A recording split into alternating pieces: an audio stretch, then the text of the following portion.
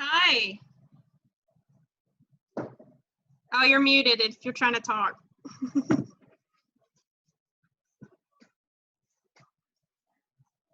you hear me now? Yes, sir, I can. How are you? I'm good. You're here a little early. We'll wait till 6 to start, but I hope you're doing okay with the coronavirus. Yeah, no worries. Yeah, I figured I'd check in just in case there was any connection problems or anything else. So That's how I normally do too. Yeah. Is your school using Zoom or are they using Google Hangouts? We are using Google Meet or Google Hangout Meets. That's what we're doing too. Yeah, at least for the students, but for our faculty meetings and stuff, we're using Zoom. Oh, nice. We're using Google for everything. Yeah, we're a Google school, but there's just I'm in a large building. We have like 150 faculty, so we have to have enough room for everybody. Gotcha.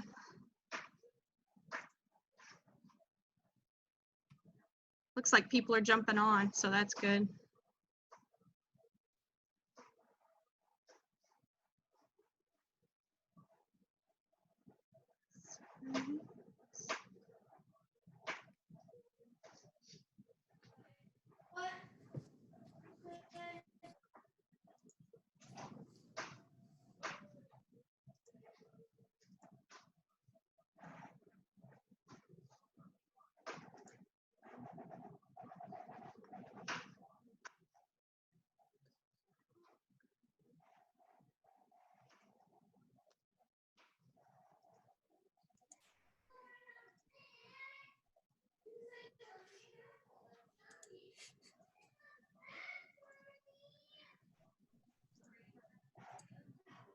Hi, Ray.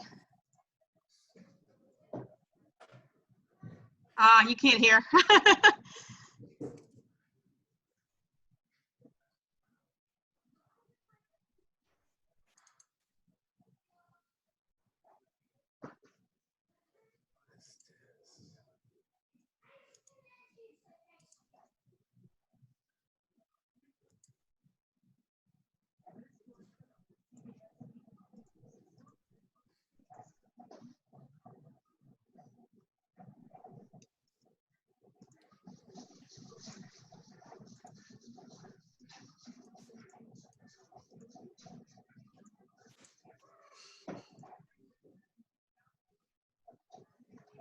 Hey, Josh.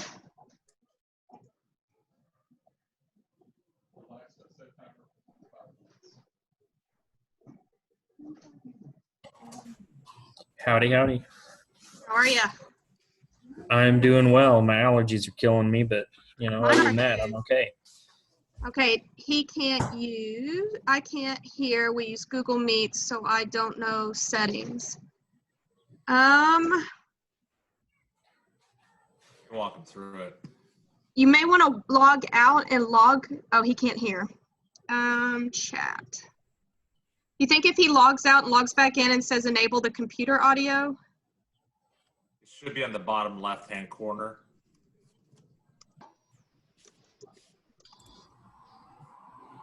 All your settings should be in the bottom left.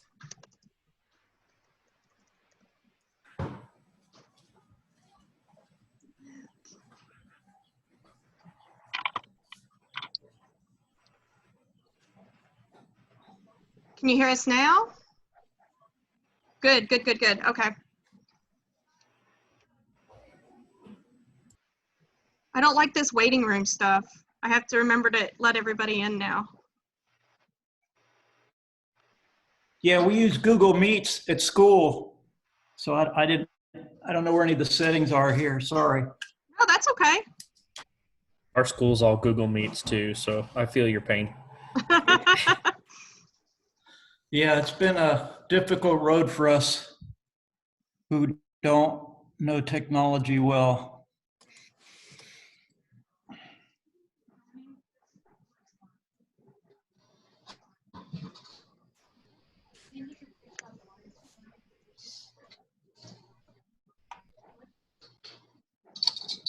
This screen is actually different than the one Google Zoom I was, or the one Zoom I was in. This has a lot more features, apparently. I like Zoom better, but I think it's just my personal preference since that's what I used first. Now, when you use Zoom, when you're presenting something, can you still see your students? Yes, they'll show up on the far right side. Because when I'm presenting in Google Meets, you don't see the students. All you Yeah, do is hear them heckling in the background, you know? Yeah, I haven't figured that out either yet. Apparently, you can't do that in Google Meets. You can't present and keep your eye on the kids, and it drives me nuts. Yeah. There's extensions you can put down so that you can see that. Oh, there we go. Yeah. If you go to the extensions folder, you can download several extensions to let you do that on Google Meet. I'm one of the Google people in our district, so I look for these things for them and help them set it up. That'd be great, because our IT people told me, you know, the ones that are working with us, they said that's just the way it is. I was like, well, my presentations are real short now. I'll try to see if I can find these links for you and I'll send them to you. Thank you very much. Of course, they got us working everything through Google Meet, so I'll be the rogue. Well, it is 6 o'clock, so we'll go ahead and get started, and we'll just admit people as they show up. Now that they've done this waiting room, it looks like I'm going to be admitting as we go. About 3 weeks ago, I guess it was, Josh, is that right? About 3 weeks.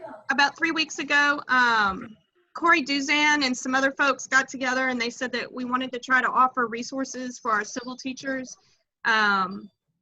so that they could get through this distance learning. I'm a master teacher. I've taught with Josh. That's how we know each other. We're both in Texas for civil. I teach IED and aerospace also. If you have any tips for aerospace, I'm struggling because everything's software dependent. So we've with the help of a lot of other people, there's some resources out there. We wanted to make sure, touch base with everybody, see if you guys have any great ideas that we can share out as well, share what we have cultivated, and just check on everybody and make sure everybody's doing okay for distance learning. And that's kind of where we're at. Josh, do you want to introduce yourself also? Sure, I'm Josh Moody. I'm up in the Amarillo in the Texas Panhandle. I do CEA as a master teacher, and then I also teach IED. I'm hanging in there right now. IED is kind of tricky because Inventor's out the window, but I'm figuring out things. CEA has been a lot easier to program around Revit because most of those assignments, even if you pull the Revit portion out, they're still pretty meaty and useful. So that's what I've been doing mostly, but I'm looking at Unit 4 and kind of trying to get some ideas together for that to make it meaningful still, even if they're not going to be doing the Revit project. Go ahead. Someone else was going to say something. Josh, you mentioned Unit 4, and one of the things, because of state testing in Virginia, Unit 4 is very different for me because I get kicked out of my classroom.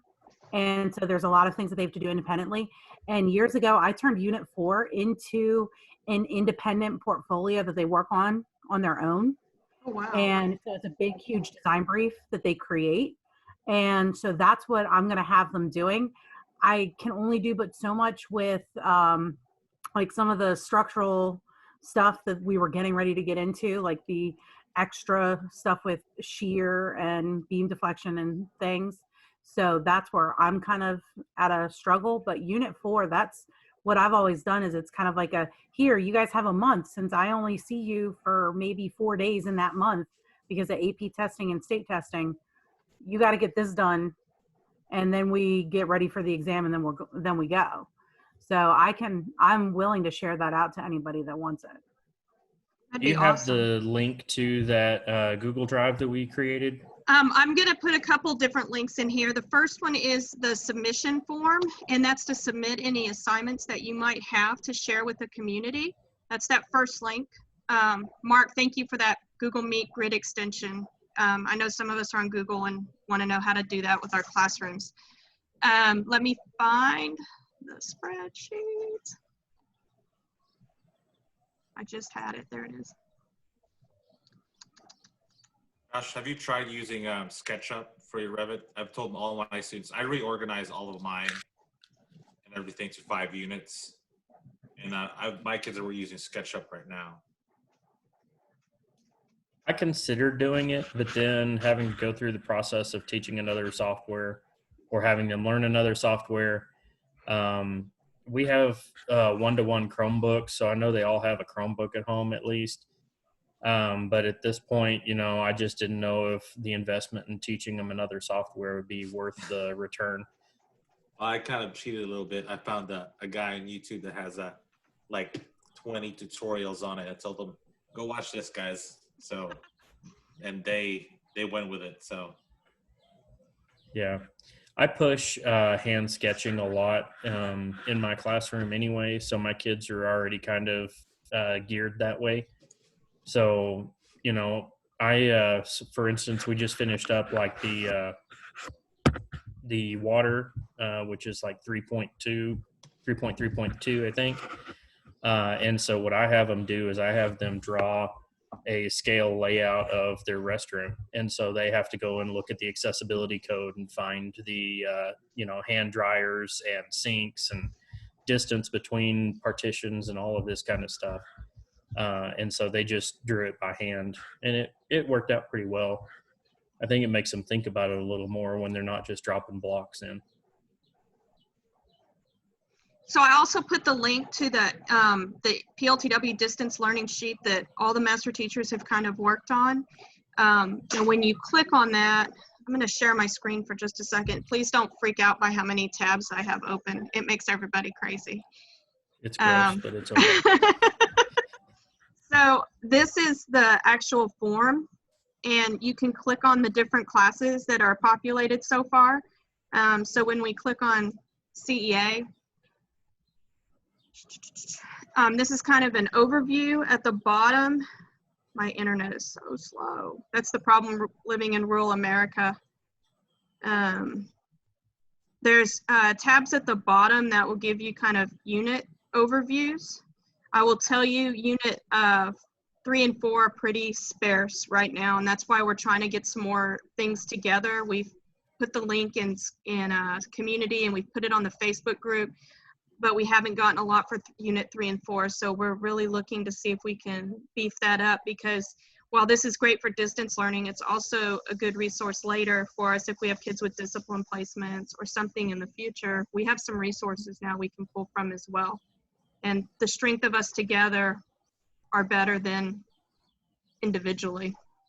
So that's what the sheet kind of looks like. This is the overview. You can go through and see the units, but we are sparse in some of the units. There's a section on 3D modeling. Let's see here. Any additional assignments? I have a former student at West Point, and so he gave us the West Point Civil Engineering Department's Virtual Soils Lab lecture, and I gave that to my students, and they kind of liked it. So that's out there if you want to see it or use it. I'm going to stop sharing. Those links are in the chat. And does anybody else have anything they'd like to add to our resources? Question. Sure. I was able to upload to that document a couple weeks ago. Mine are way at the bottom. They're 2 folders. I'm Adam Raditz, way northern Wisconsin. We use Google. So I made a lot of Google quizzes and Google Sheets and Google Forms, blah, blah, blah. How do I get back to sharing? Because I have some unit 3 and 4 resources. I've actually taken my traditional PowerPoints, turn them into Google presentations, and then I'm doing the lectures.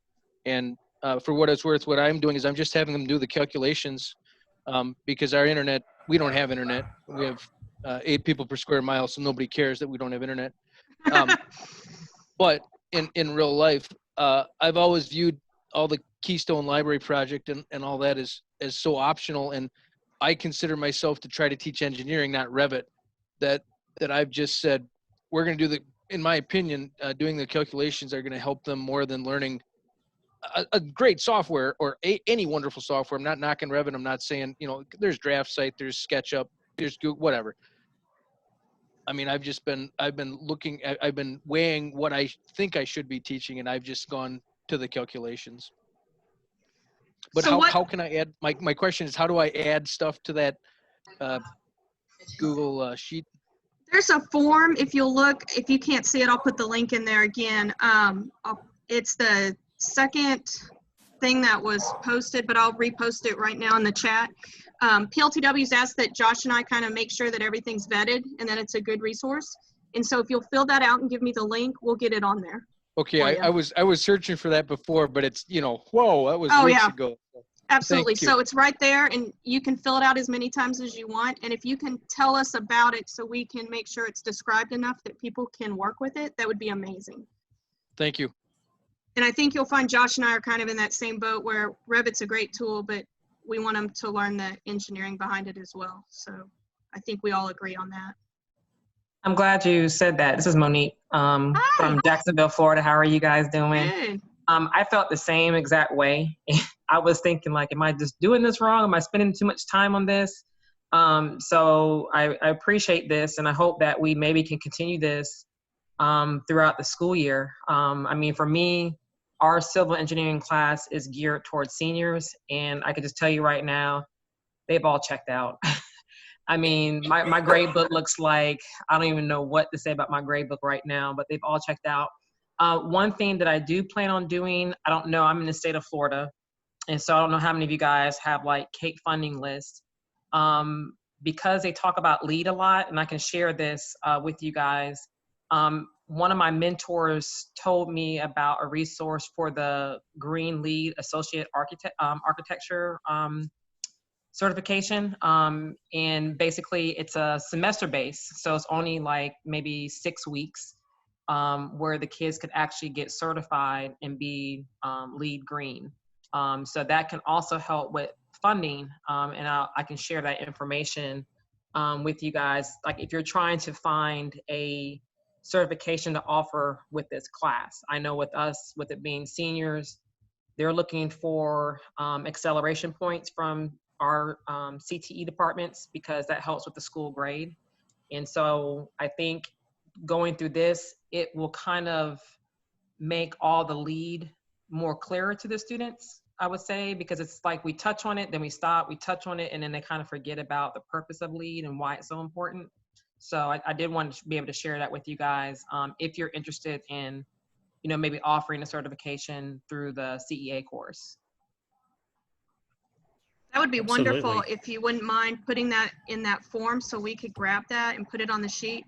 I know in Texas, Revit counts as a certification for us. So Josh and I pursue Revit certifications for our kids. Mine's out the window at this point because we can't. But that LEED would be amazing also to share. Do you feel that there's enough time? I've thought about it too, about doing Revit, but I don't know what it is. And maybe with Josh and you guys' help, I've been teaching this for, gosh, probably going on 5-6 years now. It seems like when I get to the affordable home, either I'm doing something wrong, but the kids, they just, I don't know, because I think my background's interior design, so I understand how to draw floor plans. I understand all this stuff, but to try to get these kids to understand how to draw floor plans and then take this information and then put it into a program, I just don't know if there's enough time. And so I wouldn't mind doing a Revit certification, but I don't know if I'm spending enough time on it to actually offer that as an option for my students. I can tell you. I'd like to make a comment. Oh. Go ahead, Ray. I'd like to make a comment on Revit because I'm kind of doing the opposite of what I'm hearing. I don't get to Unit 4. I'm in my 5th year teaching. I'm a retired engineer. I was in the transportation industry. And for me, the Revit is very interesting for the kids. Technology is something that they love to do, and they love the hands-on, and I feel real bad right now because some of the things towards the end of the year that I call the fun things, instead of, for me, sitting down and doing structural calculations was not fun. Matter of fact, that's why I didn't become a structural engineer when I was at college. But, you know, the hands-on thing is something that they want to all do. I think we all agree on that. And we got the survey equipment. Now I even got the soil sieve analysis equipment. I haven't used that one yet. But all these kind of what I call fun things, you know, the hands-on things. And my kids love the Revit. I mean, at first, some of them struggle, but once they get into it, and we have a college, I'm down here in South Florida, and in Boca, we have FAU, and I went to their seniors to see their final projects, and their civil projects, they're all using Revit, you know, civil and architectural. So that was kind of a selling point for me, that I was walking around telling these people, hey, we're doing this, our 11th graders are doing Revit, and they were amazed. So yeah, I'm anti-calculations. I mean, I think the calculations are great for, like, we do soils and we do drainage and we do these different types of, but when we start doing so many structural calculations, I lose my students badly. Some of the problems are so, you know, complex that in the past I've taken a problem like that and said, okay, if you copy down what I'm doing today, I'll give you an assignment grade. You know, I'll give you a grade for the day, because for them to work through it, it's just too much. I think at the high school level to expect 11th grader to do, you know, beam deflections and so yeah, I'm kind of the opposite. We do the Revit, but I've never made it to Unit 4. Matter of fact, here's something I don't want to ramble on too long, but I fought real hard. A couple of our teachers trying to get some programming, you know, that they can do, and we're using. I hope it works. We're using remote connections from their Chromebooks to get them Revit access back to our STEM lab computers.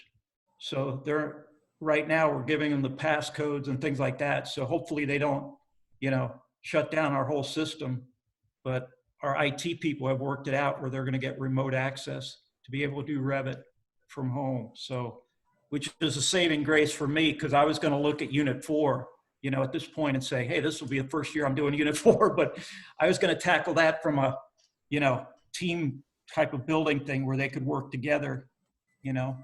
But anyway, that's where I'm at. I'm kind of, I guess, you know, we're doing the Revit more than we're pushing the calcs, you know, at least the structural calcs. So, but anyway. Oh, and one last question. You posted some things on the chat here. When we leave this, how will I be able to get those links? The chat links that you're posting? You can actually print the entire chat. If you look towards the bottom of your screen in the chat, you'll see the 3 dots like a hamburger, and you can print this as a TXT file if you wish to do so. Okay. We'll also make copies of this. She's recording the video, so we'll load the video and a copy of the chat back into the PLTW communication stuff. So it'll be there. I really appreciate that, because again, I'm the old guy, you know. I'm in my 60s. I'm a retired engineer, and the technology stuff, you know, teaching from home is just, it's been killing me. So to learn all these new Block Cs and Google Meets, and you know, so anyway. Well, I appreciate those in the community earlier too. what was that, Steve? Oh, I'm sorry. Yeah, those links were in the My PLTW community still. They were there this morning. Yeah, the links to submit and also the link to the driver in there. Both of those were there. Yep. So back to Monique's question about the certification for Revit and if there's enough time for that. This is actually my first year doing it, but I convinced the district to get the solid professor for all the kids at the beginning of the year. And so I just set a schedule for them to go through, and I give them every Wednesday to work on that. So yeah, it's taken up, 20% of my class, but every Wednesday they're working on that. And what it did is they got a head start on Revit so that when I did get into the shed project and into the house, I didn't have to bog down so much with teaching them just the basic skills of creating wall types and those kind of things. They already knew that. So I could actually get into a little more of the design don't make your house look like a box, push and pull and, things like that, so that they could make their houses look a little more interesting. And because of that, they were a little more interested in it, because their houses were a little more exciting to them. When they were looking at the models, it looked more like something they would see walking down the street. So, of course, I didn't get to the end to see how we were going to fare on the actual certification test. I've heard that it's a booger compared to the others, but, they talked about if we can get clearance to get back into the schools this summer, that I can set up a time for my students to come up and certify. They're actually all still working on Solid Professor at home. They're just not actually working in Revit on it. So they're still watching the videos and they're taking the quizzes. So they're at least learning familiar with the content, even if they're not actually getting practice with it. Okay, that sounds good. Like I said, I may think about it. And of course, I would have to get certified first, but I'm thinking I'm just doing one thing at a time. And for us with our engineering program, while we have a good percentage of kids there to think about engineering, I get also a good percentage of kids who are not interested in engineering. And so it's always kind of like pulling teeth, and just with the level of technical background they have, I think it would have been a disaster if I would have done any kind of Revit stuff from remotely with my students. So I guess another question for everyone. It sounded like you guys were, I know you, Josh, you said your kids are doing Solid Professor. What are some of you guys else doing right now for the distance learning? I did use some of the resources where I've done the PowerPoints or the guided notes. And so I had the kids review those as if we were in class. But then, like Tanya said, you get to a point where we got to do these calculations. And I'm like, dang, I don't even have kids logging on half the time. So if I try to do a live session and go over these calculations, just looking also for, the rest of the school year, some also additional resource of what you guys may be doing with your students to kind of still keep them, interested and engaged.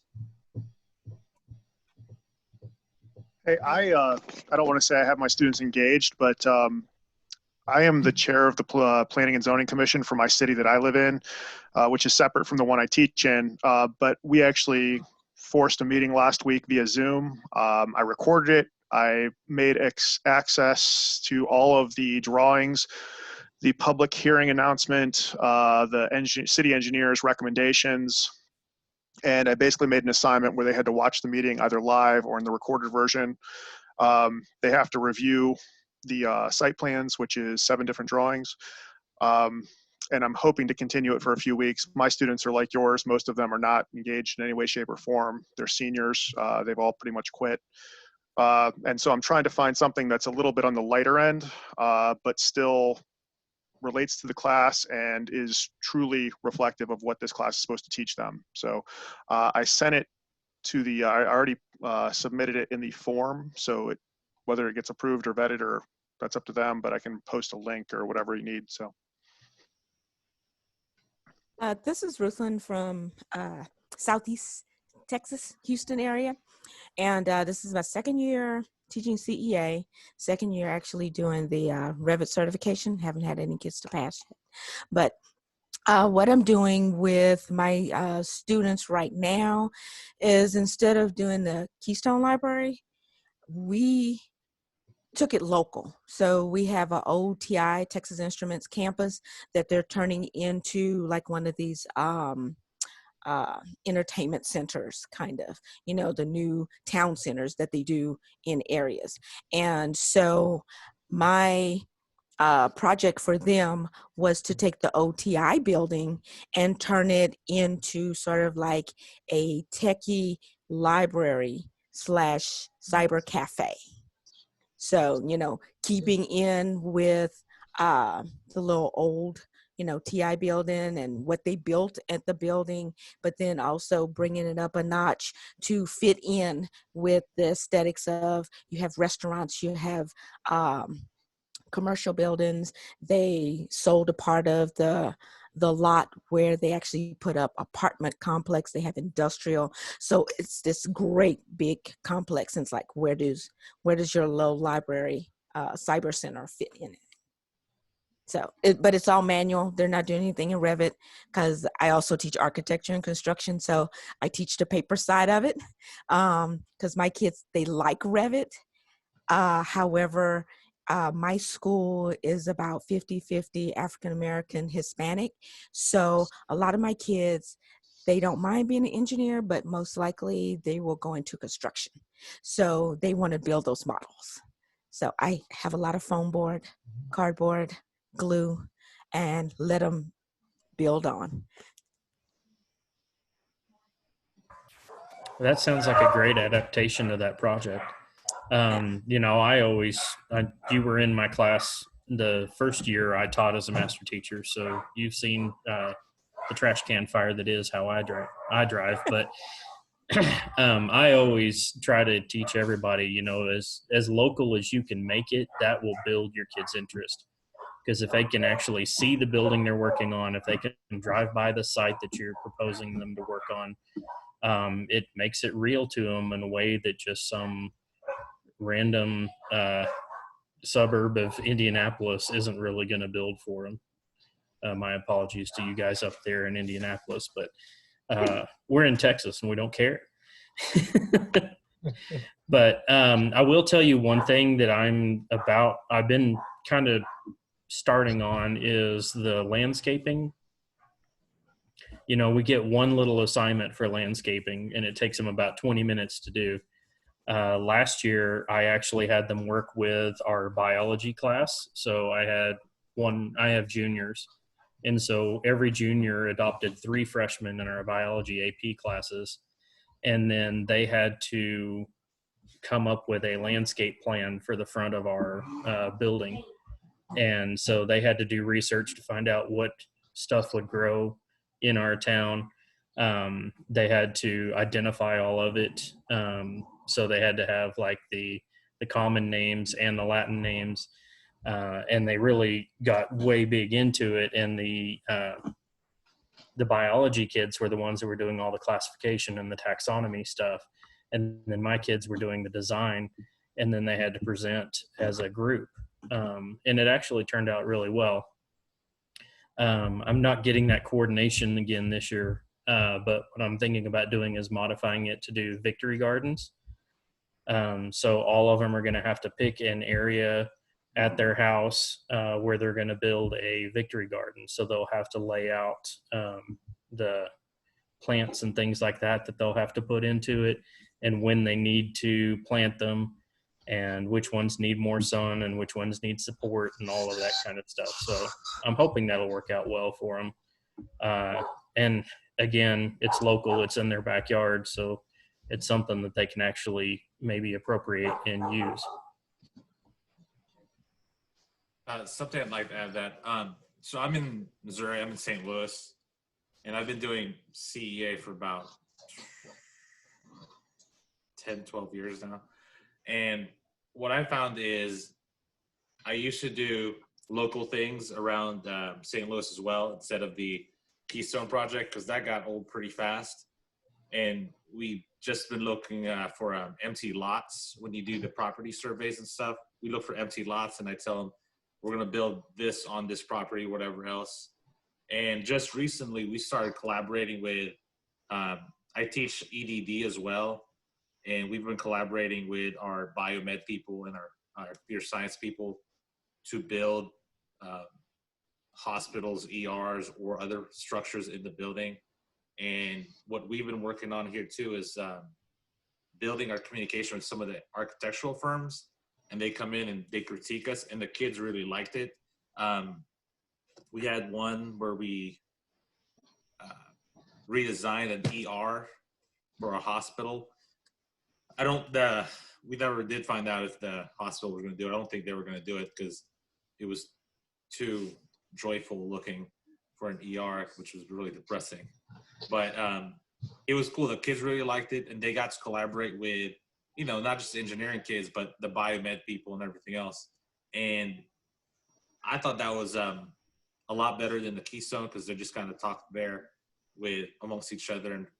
But when you get to collaborate with those other students from other programs, I think it helped out. So that's something, if you guys have the other programs at your guys' schools, I think it's a great resource and everything else. So, and I've also dealing with Revit in Unit 4. Like I said, I've redesigned the curriculum and reorganized it to 5 different units, and we actually hit Unit 4 all the way in what was it, September, and we do a lot of the calculations and everything throughout the year and spread them out so they're not bogged down. So by the time, like around this time, we're all on the commercial project and everything's done. At least that was a plan for this year. This was supposed to be the year I completely finished it through, but we all know how that went. So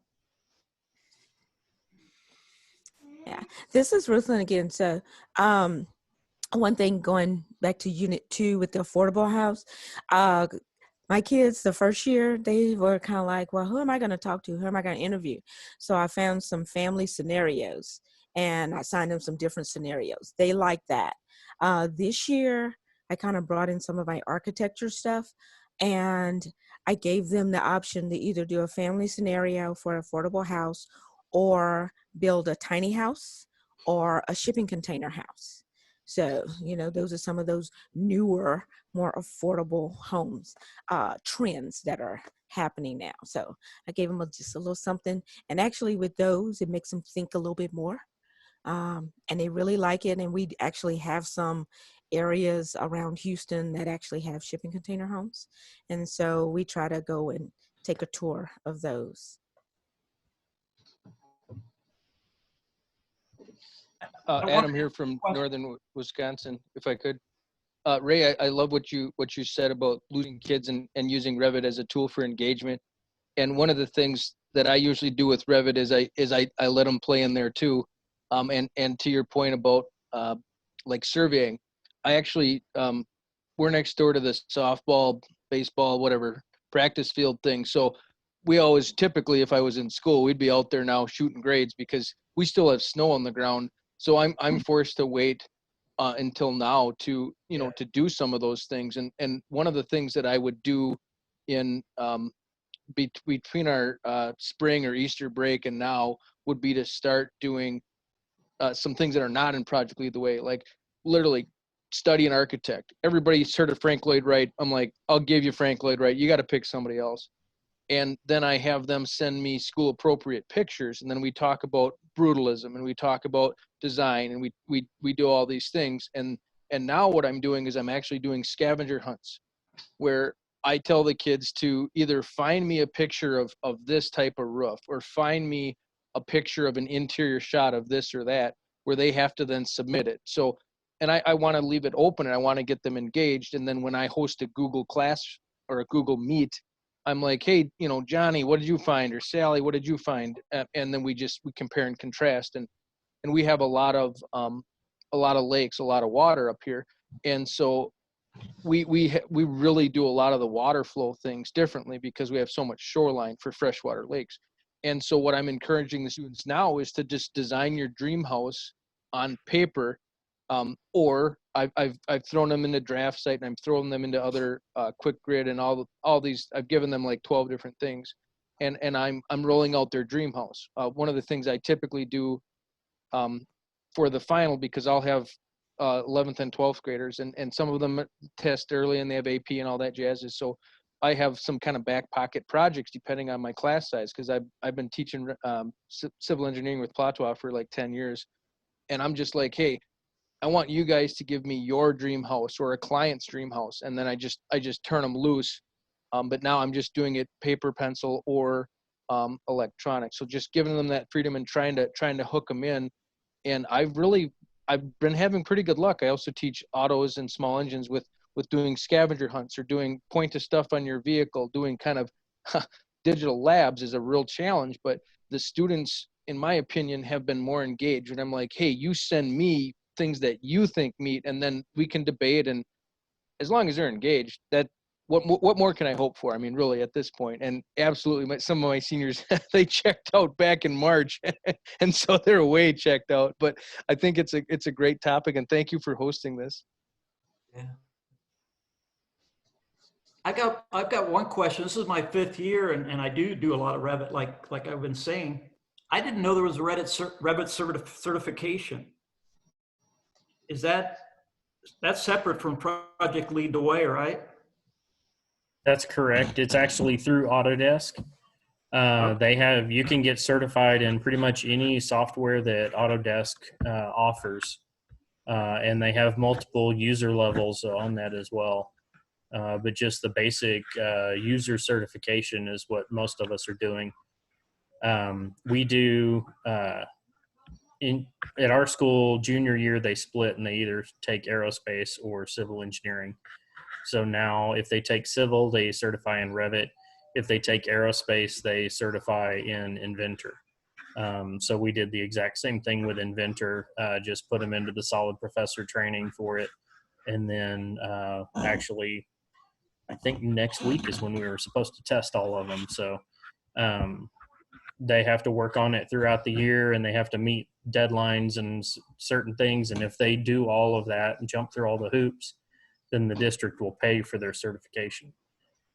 If they don't. I definitely want to check in. Yeah, I appreciate that. This is great for me because every year I have a couple kids who probably, to be honest, aren't going to be able to go through engineering school. You know what I mean? As far as the calculations and things like that, but they can blow me away in Revit. I only know the basics. I get them started, and then they start teaching the other kids in the classroom. That's the best thing. Then I just sit back and because again, my technology is very limited, my abilities. So, but I always tell these kids, I mean, if you really love this, which they do, they're just like getting into the Revit. I said, you can make a career out of this. You don't necessarily have to go to college to do something like this. You can be a CAD operator or something like that. There's a lot of kids and a lot of other things that they can be doing. And they aren't doing very well in my class, but they excel in like Revit. They take the Revit and they just unbelievable stuff they can do with it. We had one kid, our school building, he started working towards the end of our class on his own on plotting for our STEM. We have a STEM club, and he started laying out our building, like to scale in Revit, our school building, all the administration rooms and everything. And he brought that to his dad's firm. It's a survey and architecture company, and they gave him like a summer job from it. And so he's really used the Revit project to take off with. So it was pretty cool to see that. But yeah, the certification, I'll definitely look into Autodesk and check that out. I don't think I could get certified, but some of my kids probably can. So. Well, it's a good thing with the Solid Professor. When you sign up the kids, you get it for free, and you already have it for free through through PLTW actually. So you can go through all the training and stuff like that, and then sit for the test as well. I'd highly recommend it. A lot of us, we think, oh, we're not as good at this because the kids adopt technology so much faster. But I was surprised with how well I did at it, honestly. I figured I was probably going to have to take a couple of runs at it to get it because Revit and I just don't think the same way. I'm a AutoCAD native, and Revit is like upside down and backwards from AutoCAD, it seems like. So I was afraid that it was going to be a lot more struggle than it was. But once I went through all that Solid Professor stuff, it was pretty easy. Josh, What is Solid Professor? Underneath the professional development on Project Lead the Way, they've partnered with Solid Professor. It's just an online platform that has different videos that have tutorials where the kids can kind of go through at their own pace and learn how to use the program. So Josh was saying that basically you too can also learn how to use it. I know in our district, for us to give a certification, we have to be certified in it. So I know you're in South Florida. I don't know if they have the same criteria, but we have to be certified in the certification.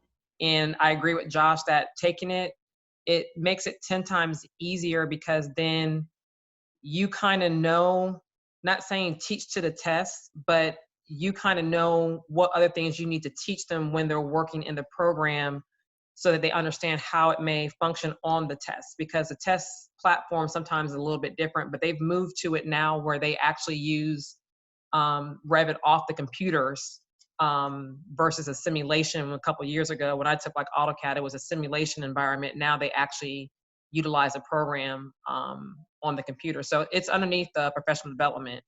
But I was gonna tell you, Josh, I can look through my email, and I don't know if your district would allow you to. I wanna say that our CTE department sent me an email saying that Certiport was willing to do some virtual testing.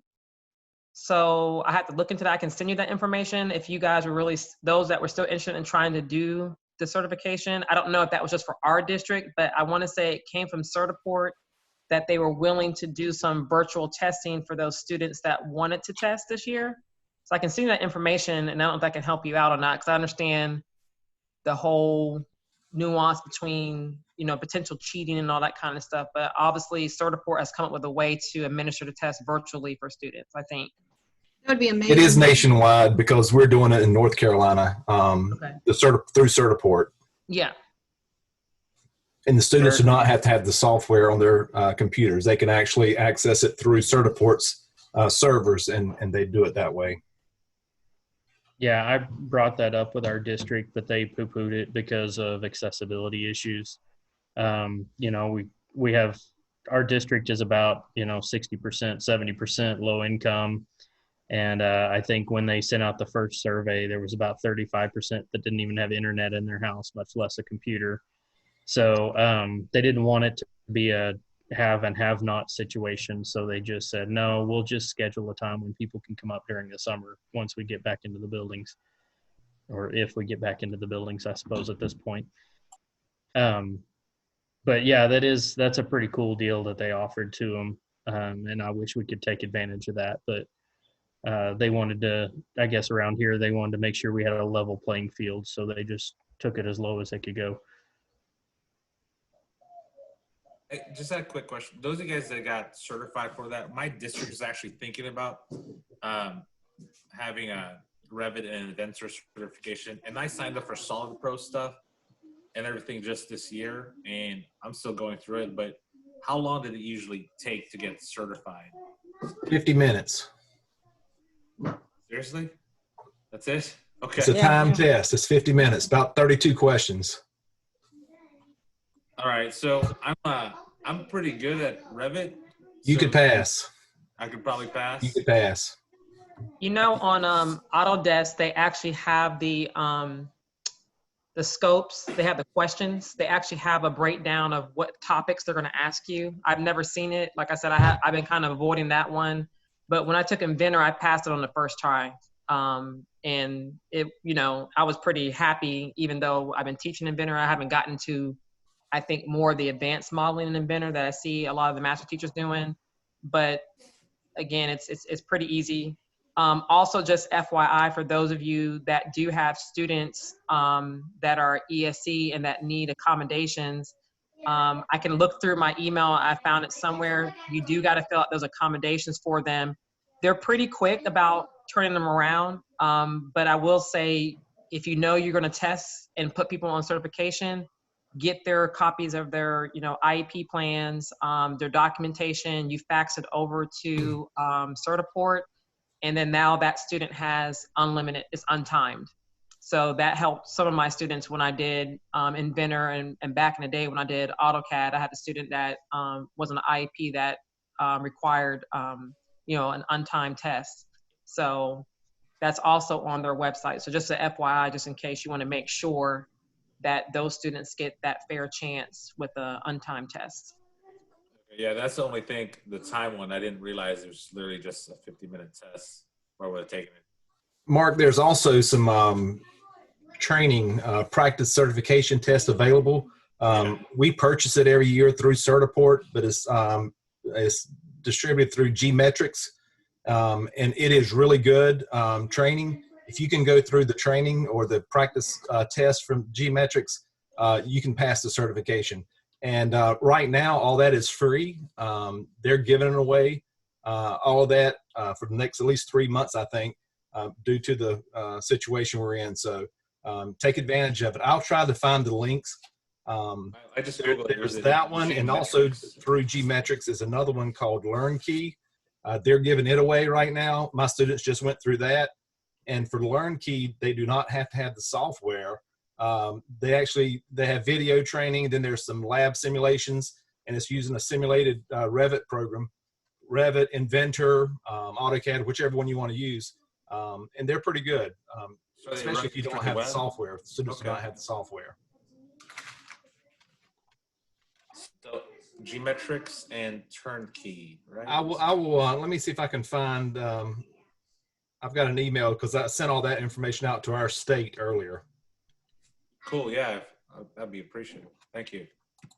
Okay, so this is Ruthland in Houston. I have a question.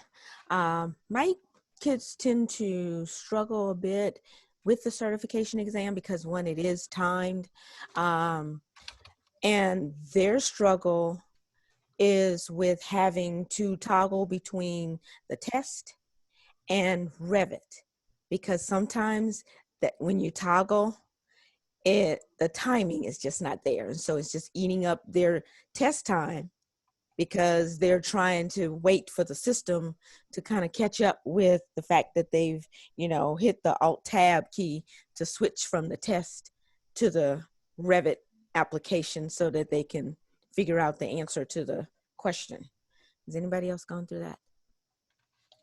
I have dual monitors. I don't know if maybe when you know that you're going to start testing, if there may be a computer lab at your school, or maybe some old monitors that are not being used that you can hook up so that the students actually have dual monitors. That is very helpful to, because when I did Inventor, having the dual monitors is very helpful. And that's what I'm trying to do. I'm trying to convince my district to go dual monitors because I really can't go to a computer lab because my lab is about the best lab in the school. If you tell them in industry, if you can get maybe a letter or even a business partner to come in, I mean, if they could go and visit an actual firm, I mean, we know in the firms, they either have 2, almost 3 monitors themselves. So we know from an industry standpoint, one monitor is not going to do. And monitors are cheap. I mean, they're cheap. They don't cost anything. Exactly. But a lot of our school was built in 79, so it really wasn't built for technology. So all of my computers are literally around the perimeter of the room. So, I have to get those, probably the monitors that are going to be stacked one on top of each other, in order to get that. But yeah, because I came from industry. Sorry, I worked in trading. So trading has somewhere between 6 and 8 monitors. So, yeah. So what we did, we only have single monitors on all our computers, but we test outside of normal school hours. So what we did is the first thing we did when everybody got there is you go and grab a monitor off of a computer that's not going to be used and just plug it into one of the computers. And for the hour that they need it, I've got dual monitors. Most of our classrooms probably have 25 or 30 computers in them already. And you're probably not going to be testing nearly that many kids at once. So if you can just, scabbage and scrabble it together that way, that might help you out some. Yeah, I have actually an extra set of computers that I'm just hiding. So I have another set of monitors. It's just a matter of, with our district, it's mandatory for all the kids to do it. And they give us a certain time frame. And most of our kids can't stay after school. So we have to do it during school time.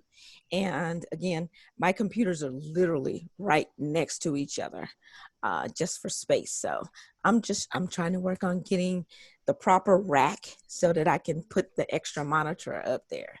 So I'm working on it. Just wanted to see if I was headed in the right direction. Thanks. We understand. It's funny, the gentleman from Wisconsin was talking about waiting for the snow to thaw to do his survey work. And down here in South Florida, I usually try to do it in April early because in May, we start getting into the rainy season. So we have the other problem with trying to I do surveying in our parking lot of our school, and it gets so hot and rainy in the afternoons that I have to try to schedule it. So I'm hearing about the snow on the ground, and it's pretty funny, but. And I've been to Crevitz, Wisconsin, by the way, which is like an hour north of Green Bay. So don't ask me what I was doing there. Yeah, But that's south of us. yeah, but Crivets is a big town, you know. Both people, yeah. They got the Piggly Wiggly there, and Yep. that's about it. Well, last year when I did my surveying, we had sustained winds of 55 miles an hour the entire time we were out there. So it's You know fun what's to great harass about them. that? Yeah, what's great about that is that's the true challenges that you get when you're really working in the field, you know, and trying to hold that rod level when it's blowing like that.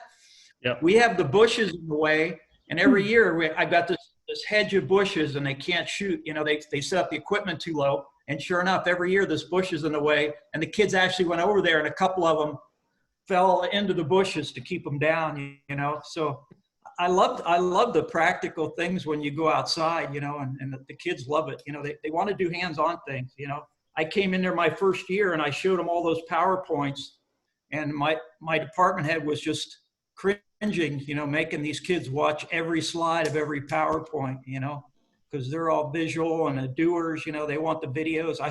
I'm hearing that we're getting a new curriculum the year after next, and I'm hoping that it'll be more, you know, video based and more hands-on stuff too, you know, because they love to build and they love to do things. And that's the hope. It seems like they're moving away from death by PowerPoint slowly but surely. You know, IED is slowly kind of trickled into these informational documents rather than PowerPoints on some of it. I haven't had a chance to dig into that new IED curriculum yet, but I'm hoping that it's gone a little bit farther that direction.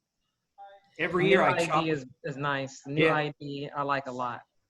Yeah, every year I chop up the PowerPoints a little bit more. You know, I take some of the slides out, or I make summary slides, or so after 5 years, you know, or I skip over them. You know, like I get about, I think I can do a PowerPoint about 10 minutes worth. And then I start losing the kids after that, you know, if it's longer than 10, 15 minutes PowerPoint. So. If I show them a PowerPoint, usually how I keep them interested is mocking the PowerPoint, like all the broken transitions and stuff like that are in there. We just, there's one of my kids, he's made it his sole goal in life is to be the PowerPoint fixer for Project Lead the Way. He said, I'll just sit there year in, year out and fix things. Yeah.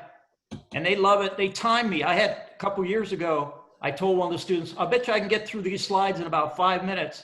So that was the big game. They were timing me how quick I could get through the PowerPoint. So, you know, it's whatever it takes, right? Yeah. Well, and one of the things that I always do is I always jump out of their PowerPoints. I don't consider them to be like a good book in a religion, a Bible, if you would. I think that they're guidelines and a framework because, but also I know that you can get death by PowerPoint poisoning, but in the back of my mind, that is what my students that want to go and be engineers, that's what they're going to get in college. So I think that if I can save them the money and because I've got kids that think they want to be engineers, Johnny, you can't do math. Engineering, yeah, you can do all the other stuff, but maybe structural engineering is not for you, you know? So I mean, some of that, I mean, I feel that it's a balancing act too, but I totally don't want to lose my students. So I'm always just jumping out or going and showing real life pictures or my own photos from when I was in construction and stuff and telling them stories. If I use stories to make it more relatable, like, you know, hey, look at this building collapse. I'll show building collapse footage all the time. And I'll be like, you don't want to be that person who signed off on that. Like the gentleman mentioned about, you know, sitting in a meeting and looking at blueprints. That's what I want to, I want my students to think about is the rubber, where does the rubber meet the road? You don't want your building to fall down. Like Hammurabi, he had it right. You know, he's just killing people off left and right when buildings are falling over. That's pretty effective.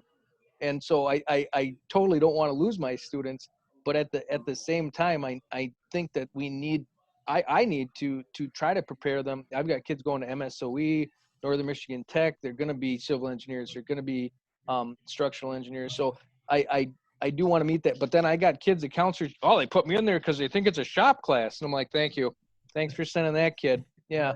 So yeah, it is what it is, you know. We've got about 7 more.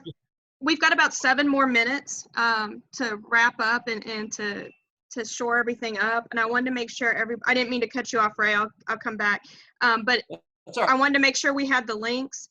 Is this something you guys would like to do again, or is this something in a week or 2 weeks, or what is your feedback on that as well? I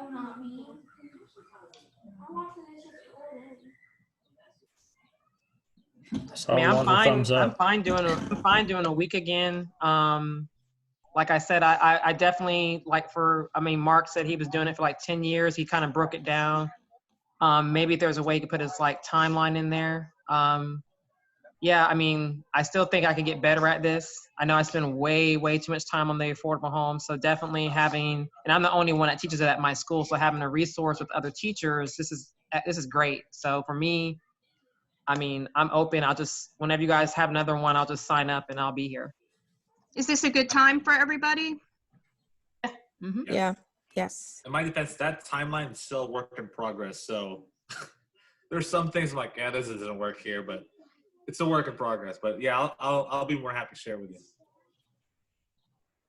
Hey, one thing I wanted to point out before we leave, Adam, you had mentioned that you had them go out and research architects.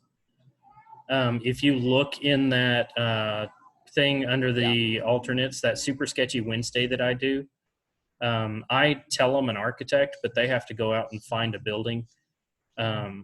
So I give them like a link to like their Wikipedia page or whatever so that they can read about the architect. And then they each have to go pick a building and then do a 15-minute sketch of it in their notebooks.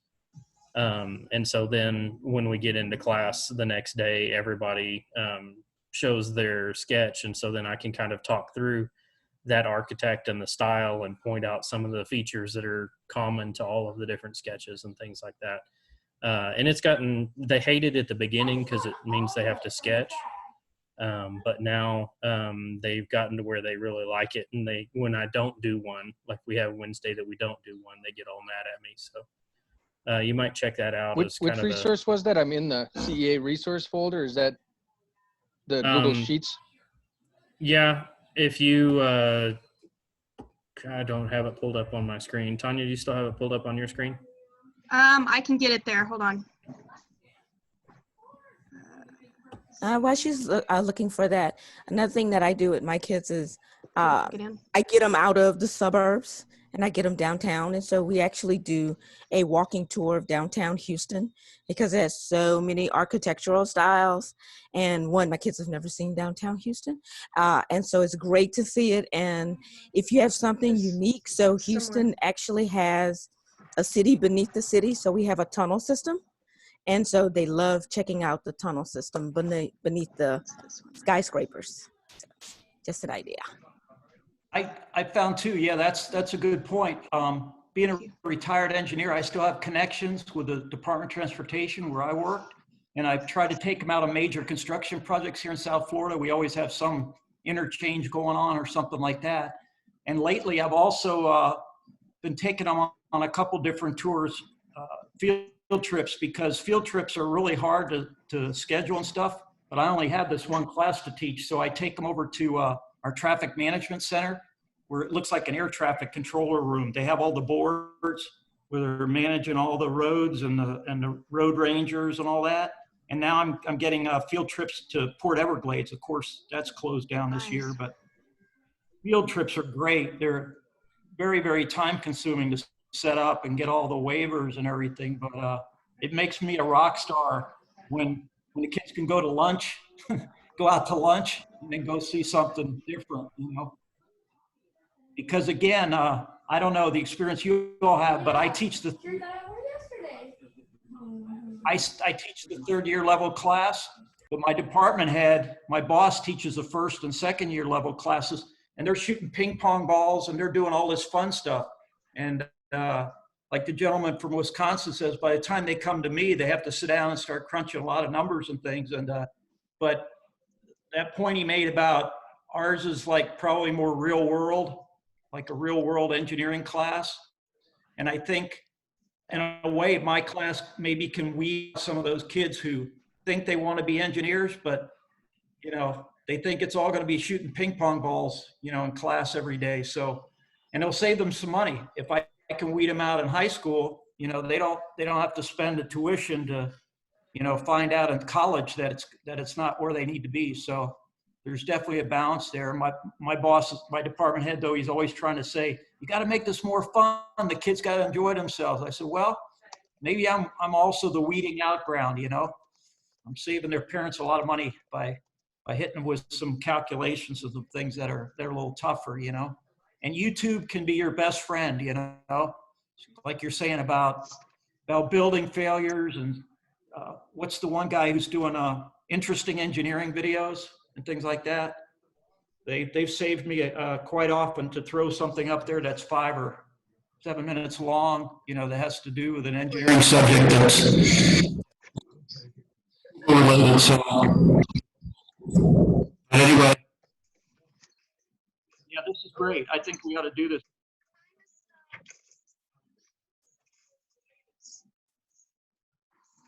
And one of the things that I'll be doing with my students now is I'm just sharing Google folders of pictures that I've taken on architecture tour. I've done like the Miss Robbins, I believe, from Houston. I in this time during COVID, I'm using photos, and we're using a Google Meet. So I've got the picture on the screen, and everybody's looking at it, and then we just discuss it, and we talk about this feature and that feature and whatever. So I'm attempting to do online sightseeing tours now. Also, if your school has virtual reality, Google Glasses, whatever phones or whatever, the kids can do that. And I've actually gone to the big place in France, the big chateau whose name escapes me, Versailles. I've gone to Versailles. Been able to go to the modern architectural wonders of the world digitally. So that's a great option if you have that. Do you know, I don't know if your schools have hologram lenses too, but the Revit I found last year was that there's software you can use to wear the hologram lenses and walk around inside of your Revit library building.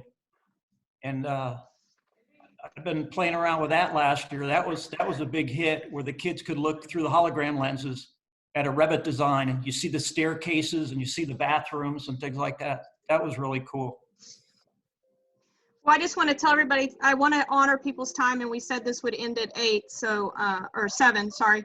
I want to thank you guys for coming and sharing your ideas, and I'll set this up again and post the link in community and on the Facebook page if that's good.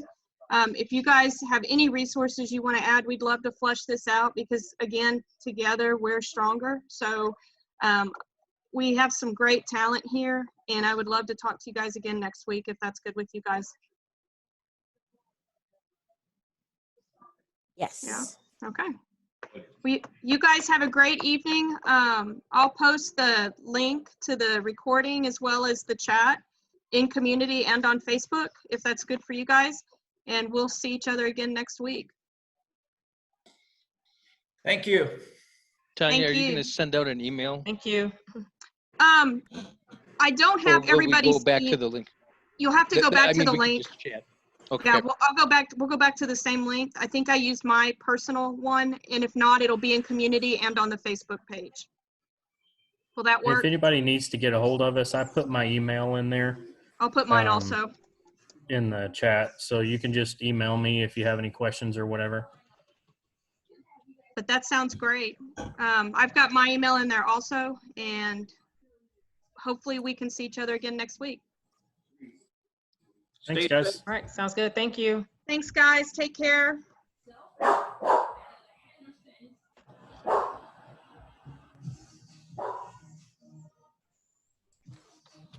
Hey, Josh, I've got my office hours for my kids, so I'm going to wait till everybody's out to save the chat and then save the recording, and I'll get that posted. All right. I'll talk to you later then. Okay. Thank you guys for hosting this excellent resource. Absolutely. It was nice to meet everybody. Thank you.